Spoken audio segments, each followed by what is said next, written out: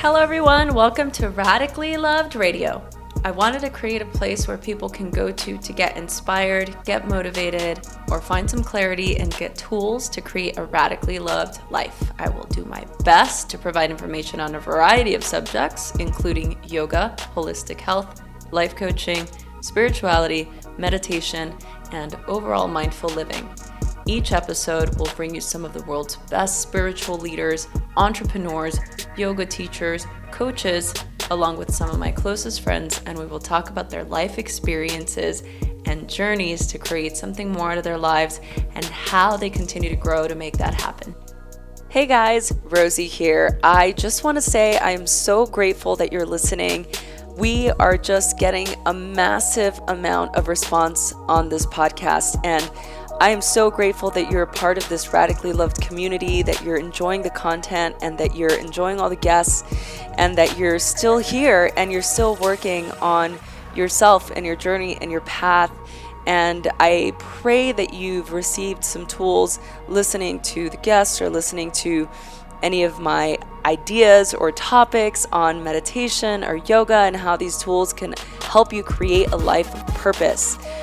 To continue to help us give you the best content, you can subscribe to this podcast, and most of the time you can just do it from your phone, from iTunes. Click subscribe and write a review. This really helps us continue this path and this journey, and we love doing it so much. And again, I'm so grateful that you're here. Let us know what you thought. Thanks for listening.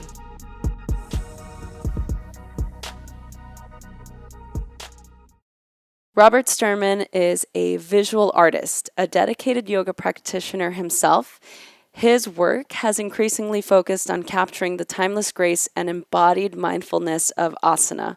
His portraits, whether set in the lively streets of Manhattan, the expansiveness of Malibu's beaches and canyons, the timeless elegance of Walden's New England, or the bleakness of San Quentin, he has done incredible work at capturing the essence of this practice in an incredibly beautiful, remarkable way, and such a wise sage for his art. I feel so honored and blessed to be his friend and to have him as a part of our community. I was so excited to talk to him about his journey and his path and what to look forward to in this coming new year. Here's Robert Sturman. You know, one of the things that really you left resonant in my mind from when we first met, when we talked, when we interviewed you, when you were taking a bunch of pictures and you literally would look at something and just do one and be like, got it, and just be like, and it was such a mindful way of working that it really just kind of made me think, how many things do we do so much of because we just don't know what we're looking for? And I think that especially for, people listening to this podcast, we're all looking for something, and I think that sometimes we get so overwhelmed by not knowing what we're looking for. And I think that when we find people in our lives or people we look up to or creative types that know what they want or seemingly have their life path, we always look up to that because we're like, they found it, or they know what they're looking for. So maybe some of it can rub off on me, or they can teach me how they did that, So, okay, so that's kind of like an interesting introduction, but I'm sitting here with Robert Sturman in his home. He's so kind to let my friend Henry and I come in and be in his home with Chai, the sweet little princess just staring at us, to invite us into his home so that we can talk to him about who he is, what he does, and how he has found what he's looking for. And maybe things he hasn't found yet and what he's looking for. Oh, thank you for taking the time to be interested. So many people are concerned with being interesting. Yeah. And that's something that fascinates me about certain people, and I have deep respect for people that are interested, and I find that people that are more interested in things are actually more interesting. Yeah, that's So thank you true. for taking the time. Oh, good.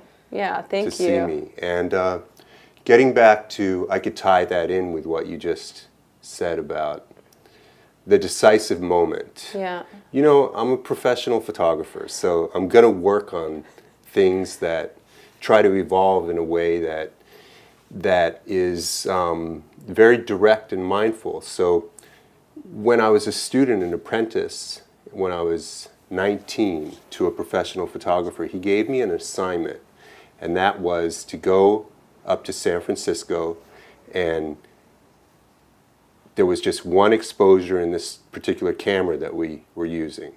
And I had from 8 in the morning until the rest of the day to look, to see, to think, to feel, and only make one exposure. And so if I made that exposure at 8:45 in the morning, I'd be done for the day. And therefore, you know, I'd have to pass up thousands of photographs in order to commit to that one. So that taught me to not be a guesser. And I started to learn that there was no, in the yoga of seeing, it didn't seem very fun to just take 1,000 exposures with the hope of just getting one. Like maybe I'll get one, you know, rather than have the opportunity to look, see, feel, press the shutter, and then just be in the knowingness that you got it, that you were with it, and then walk away. I'm still working on this all the time. But then to walk away confidently.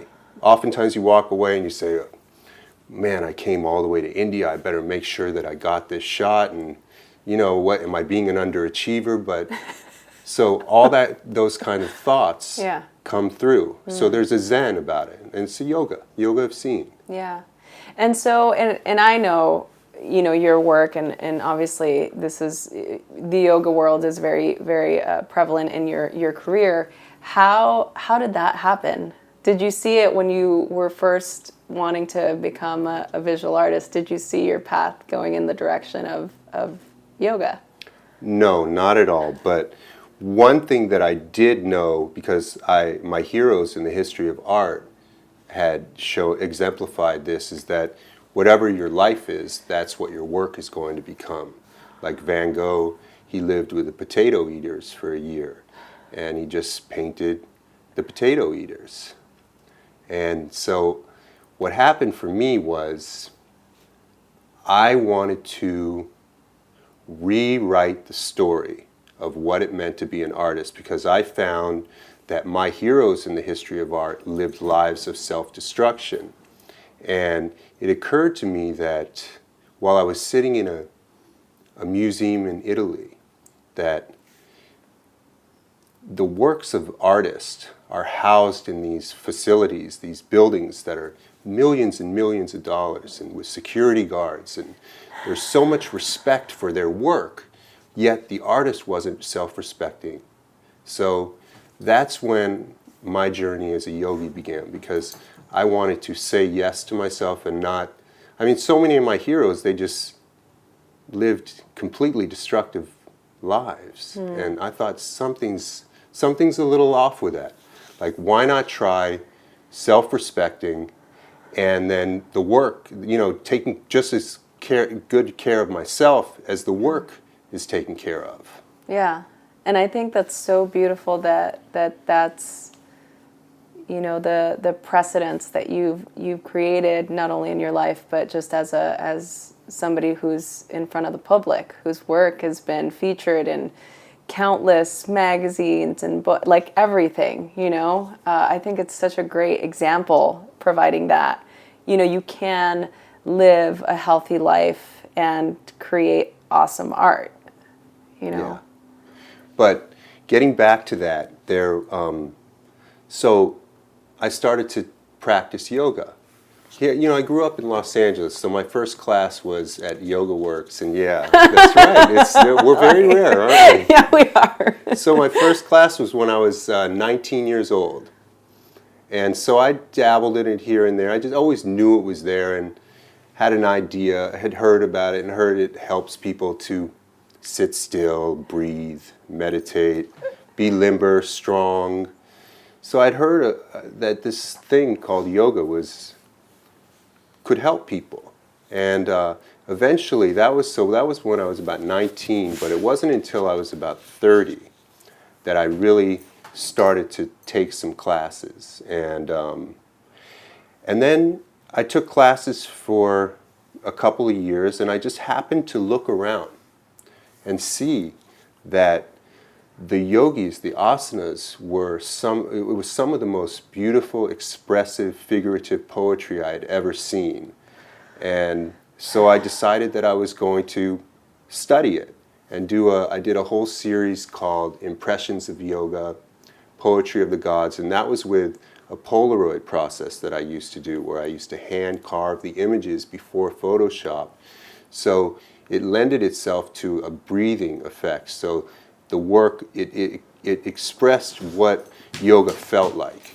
So I did that for a few years and just got hooked on the fact that you could tell humanity's story with this poetry. I mean, people can either stand there and do nothing or do these incredible asanas. I mean, it's just a matter of time before the fashion industry is going to pick up on this. I'm like, and now look at what's happened. You know, I think it's so, I mean, to be able to have seen the magic or to capture that essence, I think is definitely, obviously, it's a gift, and you do it very well, you know, to be able to capture what is happening, because a lot of the times, I mean, you know, a friend of mine and I were just talking about how people just see yoga as this exercise, you know, they don't Right. see it as a conduit to something else, you know. Right. But I mean, it's so vast. It's never ending. I mean, just the fact that to embrace subjects like prisoners practicing, soldiers practicing, Maasai warriors practicing, breast cancer survivors practicing, to embrace the full spectrum of humanity using this art to become better people and to be a better human being. Yeah. It's so positive. There's Yeah. nothing negative about it if you see it that way. And you've seen so many different types of people from different backgrounds, you know, and so what's that been like for your own practice? I just love that it's this language that we all speak, that no matter where I go, if it's to Mexico and I meet yoga teachers there and do a series where they're wearing traditional dress, or if I go to Africa, it's just everyone can relate to this art, and it's a collective consciousness. It's collective that people want to be better. Yeah. And that's an incredible movement. That's a renaissance. Yeah. Wow. What big changes have you seen in the last couple years? Where do you see this art form going? I see more, you know, you can always look at negative things and positive things. Sure. I'm not sure where you want to go I with don't know, that. it's but just wherever. Maybe I you can go to see- both. Who knows? I see more and more people finding that it's medicinal and getting hooked because it's helping them to perform better in life, to feel more, and to deal with the fire of existence, the suffering, to take it on, rather than, you know, doping yourself up every day, however people do it. Yeah.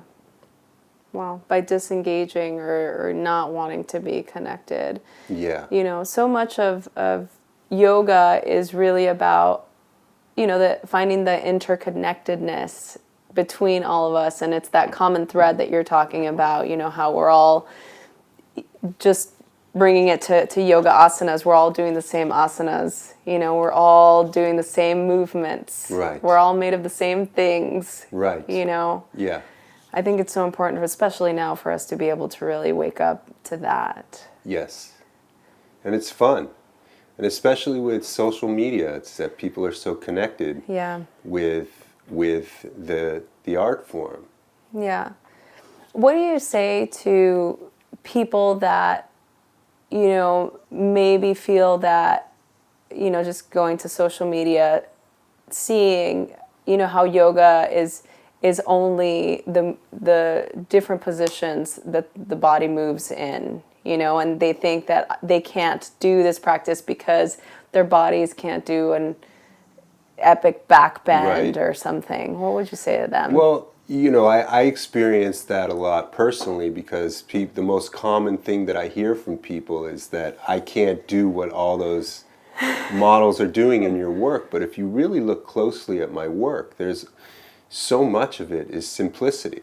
It's just prayer. It's the poses are coming from the heart.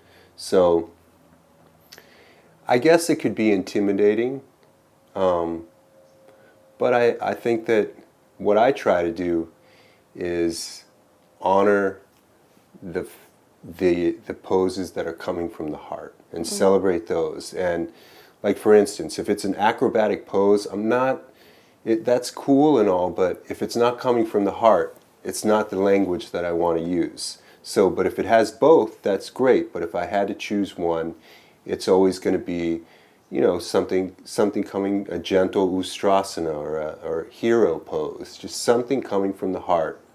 Then I think that'll help people to see that they can do it. Yeah. And it's fun to work with beginners too, to put them in those poses, because when you look at pictures and you see like a camel pose, it looks advanced and it's accessible to everyone. And when people can start to see themselves as that, wow, that's me, they can identify with the person that is one of those fancy people in those fancy photographs, that there's no us and they. Yeah.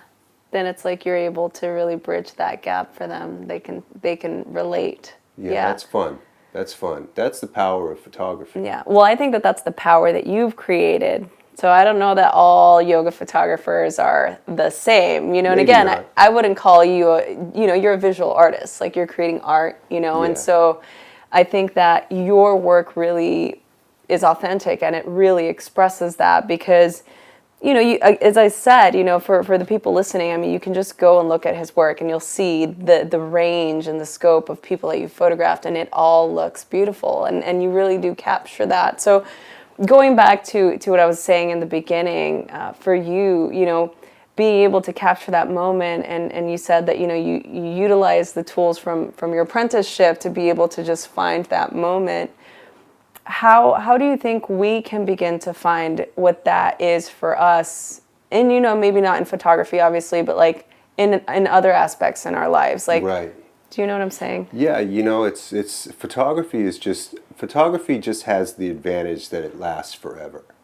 That's the only difference with what everyone, but a great photographer is somebody that is seeing and paying attention, and people are feeling seen by them without even an image being created. Like the image is that's a bonus and it's wonderful and everything, but the bottom core line is our humanity and paying attention. That's what I was telling you about being interested, which is such a rare quality in the me era. Yeah.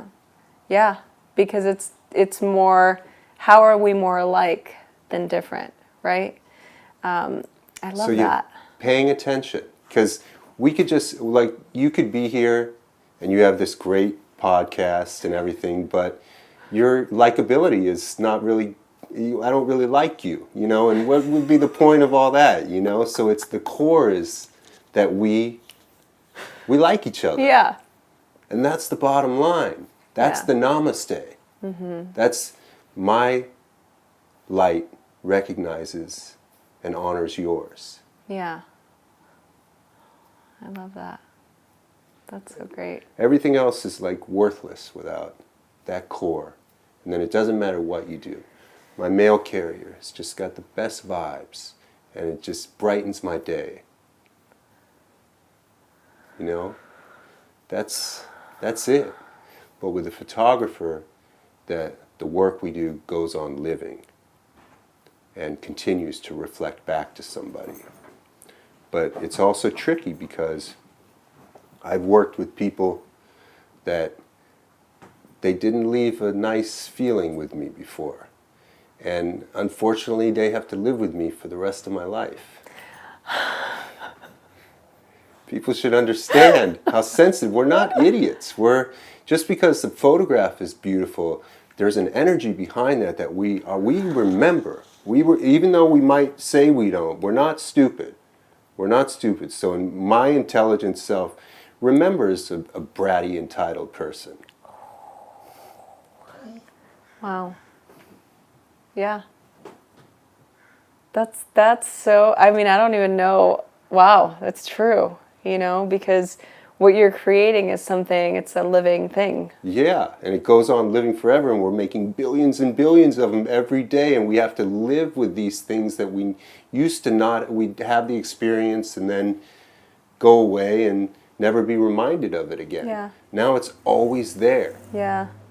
Especially if you're addicted to scrolling through and you happen to be following people that really aren't that inspiring to you. It's dangerous. Yeah. How do you think that's affecting the way we interact with people? Well, I think for me, it's like I get my fill. I'm like on overload. I don't even need to go out in real life anymore sometimes. Because it's just like I've had enough. All I can do is explain I don't know how it's affecting the whole culture, but for me at times, I definitely have had enough. I don't need to go to that party. Yeah. I think it's, I think, the other thing that you said that I find to be true for me as well is just that, everyone's so busy now. Like, people don't take their time to just be more mindful or be more present or to acknowledge people. I mean, like, your male person. How many people listening to this know their male person or actually interact with, this is a human dropping mail into your mailbox every day. Right. And newspapers aren't going to write about him. Yeah. He just does it he's doing it. He's just in it. Yeah. And he could either do it with a bad vibe, but he does it with a love for life. He's an artist. Wow. I love that.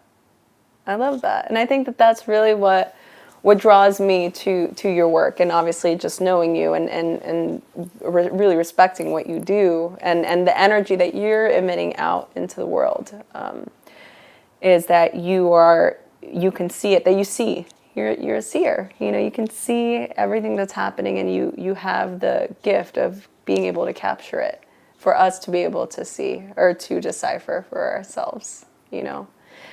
I think that one of the questions that I'm curious to find out from you is, in all the work that you've done and in all the places that you've traveled all over the world, has there ever been something that you've seen that you didn't capture that you wish you had?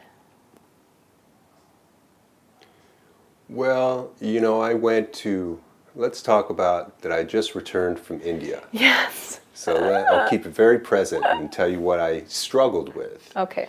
And we've seen all these pictures of the holy men doing the yoga by the Ganges, but that just wasn't happening for me. Like, when I would see a sadhu, I would go run, because then a sadhu started coming at me. I'm not the same as I was the first time I went, where I was really enchanted by all of that and thought that it was someplace where the answer was.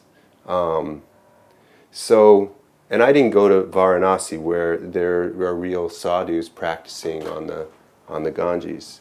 But for me, it was like I had to let go of that, and I had to let go of the fact that I wanted to do some work with cows in the background. These are things. That's how I get started. And usually I succeed at all that, but I didn't. I really wanted it.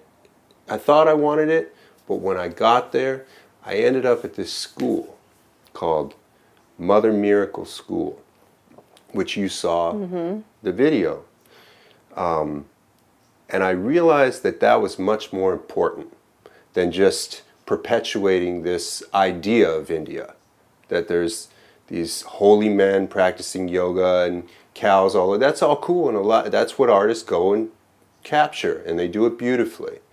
But that was not my calling this time. My calling was to take an idea that was important, that an educational system of bringing children in from the slums and inviting them in at a very young age. And it's not an easy thing to be admitted to, a lot of applicants, and taking them all the way through college. And I had to really look at that because it was for real. It wasn't a fantasy. It wasn't like, oh, well, because in America, even though it's exotic and I'm enchanted by it and it's very different, I really looked and it really was happening. It wasn't like, like if an outsider came here and they're like, oh, wow, they do the Pledge of Allegiance. They are very spiritual people. It wasn't like that. Right. That I was just, I mean, that's what you would think. Yeah. If you were, they'd go, wow, they all do that, put their hand on their heart and say this to this beautiful flag, and they're so respectful, and what a nice country. I want to be in this country. This country's better than my country. So I really focused on the school and showing potential. Because our potential, that's what I want to focus on with my work, is human potential. A great idea is having these schools where people actually really care about their students, and the students are meditating every day, doing yoga every day, and just everything that was happening was very mindful, and I was moved by it. So that's where I spent a good deal of my energy, because human potential, taking a great idea and then getting people used to it through powerful photographs that people can feel. That's how we change the world. When I first started to go into the prisons, not too many people knew that yoga was going on in the prison system. But the more we make pictures that people can identify, not statistics, not words, but where they see and feel the human being, we remember that. And that's what's so powerful about photography, is that it starts to pave the way to create a new reality. So it's like positive propaganda almost. So it can go either way. Yeah. But that's what I like to focus on, is the good stuff that's happening in this world. Yeah. Yeah, and we need those impressions. We need to be able to see that, I think. Because I think that we forget, especially if you're, anyone who has a news app on their phone or is wanting to see the happenings, and there's all this just you're just overcome by all this negativity and just all this negative stuff all the time, that it's like, all the time. Where's the story of the firefighters saving this family, or where's all the positive news? Yeah, where's all the good news? Like, just give me one. Where everyone's so. But I think that's just kind of part of our conditioning too, because people just are always looking for worst case scenario, I think. And I think that's why I think that's why we can be in a state of suffering, is because we're always looking outside to the things that we don't have, or the things that we're not getting, right? So I think that, to your point, if you focus on all the good and all the things that are positive in your life, I think that it just creates just a happier, more mindful, more present existence. Absolutely. And we have to be, like the DirecTV ad says, don't just watch TV, direct TV. We have to do that. We have to do that, because it's so easy to, it's, from my experience, if I watch too much news and put too much negativity, I start turning rotten. And I don't want to be around me, my thoughts. And so it's a muscle that we have to build. It's a daily practice to let in the light. How do you do that for yourself? Well, I started to just not watch the news. Just maybe a headline here, and just pay attention a little bit, because it was getting really bad. I mean, just atrocious with just so much stuff. But then, and I started to feel better because I was conscious of the fact that I had a choice to be negative or positive. And I found that I could often be a negative person. And and look at the dark side, the hopeless. I became hopeless a lot of the times. So then I stopped, and I noticed that everything started to change in me because I was in control of it. And then the shootings in Las Vegas happened, and I got sucked back into the news again. But then I went to India, and in India I didn't hear anything about America.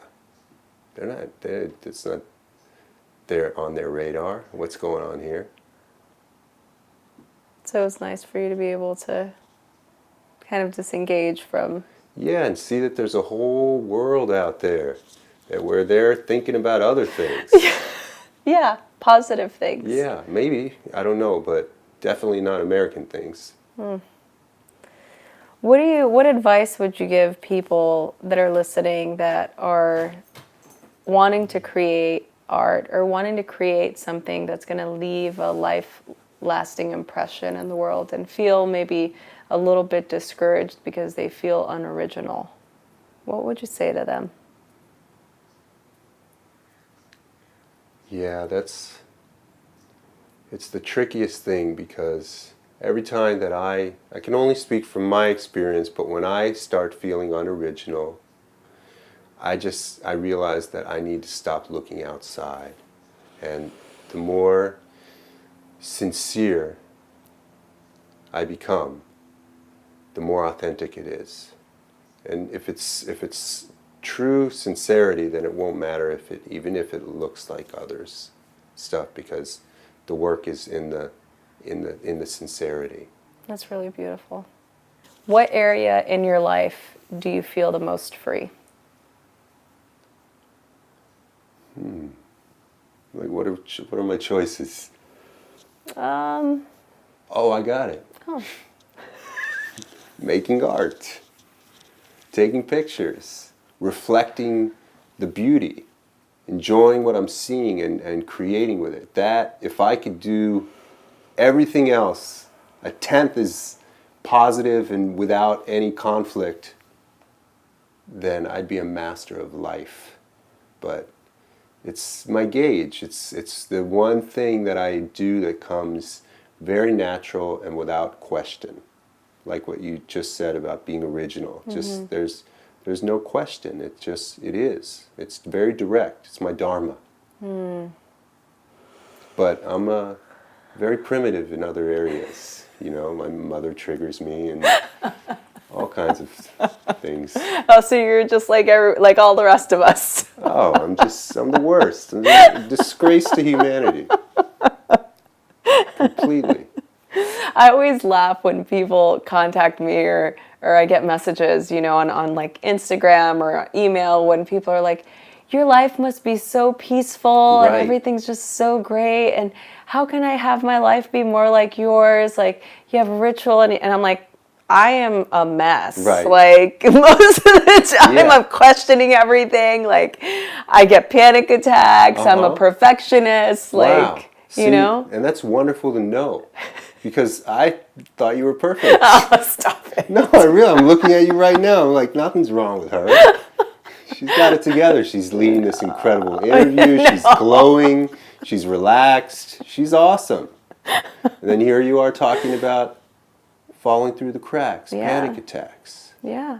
Which is a beautiful thing to see perfect people that break down. Yeah. Well, not whatever. Just that no one's perfect. Yeah, no one's perfect. And I think that I mean that's why I love practicing so much, It's like we practice daily because we forget, right? It's so easy to forget. I love that, right. Right? So for me it's like this is a daily. It's like even though I've been doing it for, like almost it's been over a decade, but... Your podcast? No, not the podcast. Oh, okay. Just practicing yoga. Okay. But I think that, you know, I don't always, there are many times I think, oh, I shouldn't be so reactive. Like, why did that set me off? And it's like, I've been practicing for this long, and it's like, oh, right. Like, we practice because we forget, because every day is new, and I have to practice every day. It's like a muscle you have to practice. And, you know, people always, you know, when I was younger, you know, people are always like, I can't wait to be an adult. I can't wait to grow up. And people always had these visions of what they were going to be like when they were adults. And I remember my biggest wish, even when I was younger, is I wanted to be like an old lady. Really? Like with gray hair. Like, I cannot wait until that moment. Like, that's beautiful. Isn't that? Yeah. Like, but it's also, you know, was strange for me to tell people this, because no one's going to get that. Yeah, and I'm like, no, I really cannot wait for the moment where I'm in that place, and I'm just like, that's grace, you know? Like, to me, that's just like, I can't wait. What are you going to do? Are you going to be out in Boyle Heights? No, I'm like, who knows? I'll be in East LA somewhere. No, I don't actually know. I mean, I'm obviously going to, you know, ride or die Los Angeles, I'm sure. But I just really see myself as just getting there, and that's exciting to me. Like, I can't wait to have had all the lessons, you know, and be in a place where I can really be at ease. That's beautiful. Like, for every line that comes, that maybe you make a beautiful piece of art of it and celebrating it. This line's from all the times I looked at the sun, or my partner stressed me out, or whatever it is. It's life. Yeah. Yes. I mean, this is the big thing why I always, like, it makes me sad sometimes when, as women, like, us aging isn't celebrated as much as it should be. And it's really kind of upsetting for me, because I've always had that vision, you know, and I'm like, I just think, I really don't give a shit, you know, if people don't celebrate it, because I know for me, it's going to be what it's going to be. And I love getting older. Like, I really do enjoy it. And I love when I see women that have aged gracefully into that too. Yes. You know? And I just feel like if we celebrated it more, there would be less insecurity, less desire to change things about ourselves as women, physically, even, you know? Yes. Well, as a big question. Yeah, as a vision. Yeah, right? What I was gonna say, like, how do you discern those things? How do you deal with it? You know? What I never do is go and alter someone. Like, if I grew up in Los Angeles. My family, 2 sisters and a mom, and I'm not going to go and, like, I'll look closely at someone's face, if just to remember, like, if they had a mole or something, so that I don't go and look, like, see if it's a mistake and then take it out. And because the tricky part is if you change someone, you're almost saying something's wrong with you. So, and that's tricky. Like, I say in my notes, if there's something subtle, or if you have to tell me, because I mean, that's important to people, some things, but they have to tell me. I'm not going to go and change someone and make them into a homogenous yoga person. So how we can do that is, I think more and more there's just more and more people are celebrating aging.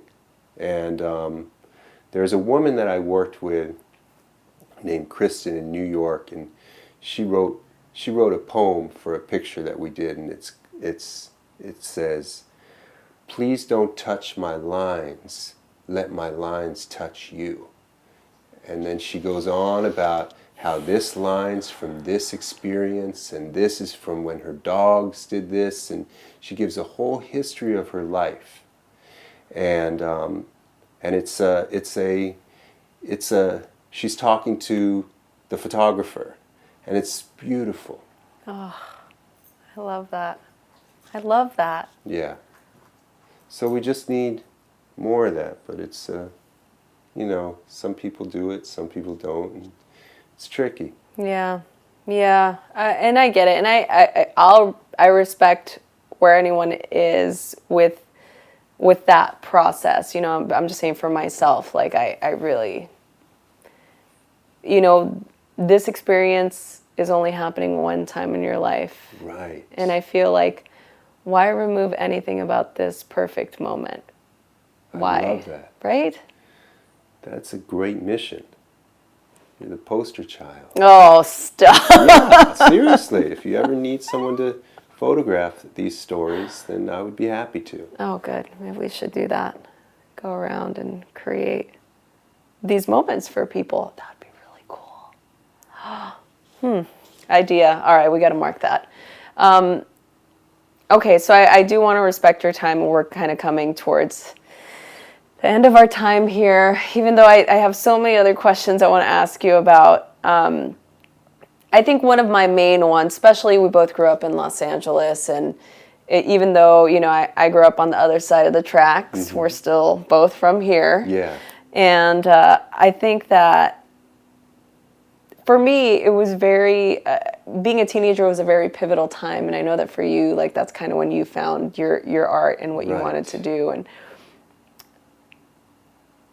I'm not a big fan of saying, like, I would change things because I wouldn't, because I'm a very big fan of being like, the experience that I had growing up was perfect because it led me to this moment, right? So I had to experience everything. But is there anything that you would say to your teenage self right now, the Robert that you are, the experiences that you've had now, that you could say to him? Is there anything that you would say? I think I would definitely try to encourage myself to realize that this is just a moment in time that passes, because when I became a teenager, that's when I invented depression and hopelessness and deep insecurity, you know, and anxiety, so much fear. And I would definitely want to point towards, I didn't have the awareness back then to look at people who were adults, because I didn't know anything. I was just naive, a little stupid, and reactive, and so I would probably choose heroes that were healthy, and that I could see myself evolving into. Because when you're that young, you don't really, it's a selfish time where you don't even think you're going to live past 30. Maybe. Yeah, you're and right. You definitely don't respect older people. You know, they're just old. That was my experience. Yeah. So I'd say to just find people that seem to be doing life in a beautiful way, and let that rub off on you. Yeah. Oh, I love that. That's really good. That's really good. What would 95-year-old Robert tell you right now? Let's see. Well, that's interesting, because I have a very close relationship with Tao, who's 99, and I see she reflects back to me quite a bit. But let's see, if it were me, 95. Oh, he's already talking to me. He's definitely talking to me. He's like, listen, if you want to make it to here, then you need to stop doing that. Yeah, that's the only thing 95 is telling me, to shape up with how I treat my body. That's all 95 has to say. Wow. That's pretty good. Isn't it interesting how, like, we can go backward in time and we can go forward in time and really hear those, like, but it's all still coming from you. Right. Right? Yeah. I think that's so cool. That's why I love asking these questions, because I'm always like... It's a great question. Self-inquiry. Because, you know, it's not a race. You can relax and do it. It's not a race, But at the same time, you'd like to make it to the finish line. And 95 is a pretty good line. Yeah, I would say. So in order to do that, you know. I hear that. I hear that. Part of why I created this podcast, so, you know a little bit of my background and kind of, where my path has led me. And really I created not only just the podcast, but what I want to create in this world, I guess, is this whole idea of radically loved or radical love is that we are supported by God, universe, grace, higher power, whatever it is. There's an external force, could be nature, Mother Earth. We are completely supported by it at all times. There is no separation between you or I. We're all connected in this tapestry of life. We are all radically loved and supported by that tapestry. That's what radically loved is. And it's also the opening of us radically loving each other, and the privilege and the honor that is, that we have that power to give, that we can radically love the other. And really that's just kind of part of my work, is being able to connect with people, just anyone and everyone. We have that power, and I think we can really change old patternings in our mind, or limiting beliefs, or eradicate feeling lonely or hopeless or depressed by really tuning into that and really utilizing that resource of tribe, or of the people in our lives, or just of the beauty of this earth. So my question to you, there's two. Saying all that. Well, I didn't think you were going to... I was going to get off the hook. No. No. You're like, that's great, closer. I knew there was questions coming, so that's why I paid attention. So my question to you is, number one, how do you feel that radical love in your life? How do you feel radically loved? The second part to the question is, what do you radically love? So can we go back again? Absolutely. So, it's just really, the question is, how do you feel radically loved? Like in your life, how do you feel the support of either community or tribe or art or the world or the planet? How do you fulfill that part in your heart that needs that radical love, that desires that radical love? Like, how do you feel it, or what makes you feel it? Okay. I feel it through silence. If I can get quiet enough to where I'm just enchanted by the mystery of life, just that it's life is just happening. It's like I can feel the wind, or the seasons are changing. It's autumn now, and so the light is different. And when I pay attention and I'm quiet enough to really appreciate it, then that's when I start to feel radically loved. And that's a good foundation for how I'm going to be enchanted by my relationships with my dog, with my friends, with my family. But I have to find the space, the meditative space inside of me, so that I can slow down time enough so that I can actually appreciate it.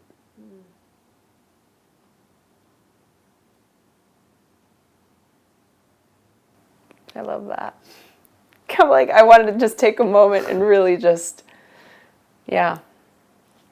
And second part to the question is, what do you radically love? I think that it's the same. I radically love the appreciating life. That's what I radically love. I mean, just when you were speaking about it and you were talking about it, I'm like, oh, it's the same. It's Right. gonna, you know, because there's so much depth there. You know, you can really feel the substance of that feeling for you. That's how you connect. That's why you are who you are. That's why you do what you do. You know, that's so great. It's got to start somewhere, Yeah. you know. I never thought of it that way, though. But that's the core, the radically loved. Like what is it? That's the fuel. Yeah. It's what fuels everything. Yeah. You know? Thank you for Of course. teaching me that. You literally are the best. I'm like, what are we going to do here? Well, first of all, I'm like just so beyond. There's so many things going on in my mind right now. And I do want to just take a moment and acknowledge you and your work, because it's so inspiring for people like me to see people like you creating beauty and bringing out positivity in all of us. And even just not just in our yoga community, but just across all facets of this world, especially where we are right now. So thank you for allowing your scope to be vast and unprejudiced and all-inclusive and yogic. Thank you. Thank you Wow. for that.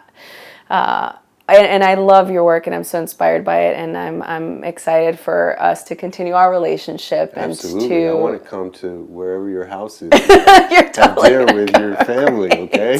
That's great. So we lived in parallel worlds in Los Angeles, so it fascinates me that you're just right over there. I with know, a whole we're different so culture, close. but we're both Dodger fans. That's right. That's right. Everyone listening, bleed blue all the way. How can people reach you? For the people that are listening to this podcast, that want to connect with you, that want to see your work, do you photograph people other than yogis? Like, where can we find information about you? I don't right now. I pretty much, yoga is the foundation, and it's not that it's limited to yoga, because it's just, like I said earlier, it's a great way to tell our story. So you could find me at the website, robertsturmanstudio.com, or on social media. I'm findable. You are findable. And for everyone listening, all those links, his Instagram and website links will all be on this podcast. So if you're listening, all you need to do is click the info, and you can just click a button and go Awesome. straight to his information. Yeah, the website's one thing, but social media is a live unfoldment. It's like an artist's diary, Yeah. a sketchbook that's just happening now. So Yeah. that's the beautiful thing about social media. It's Yeah. it's what's happening right now. Yeah.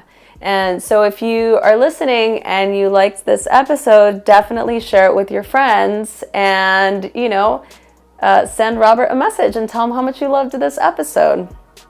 I guess that's it for us. Thank you all so much for listening. Robert, thank you so much. Thank you. You're so good at this. Oh, by the way. No, stop really. it. Seriously. Whenever I'm interviewed, I don't know if I'm going to get in, and you just made it so that I just went right in, and you bring out the best in people. That's amazing.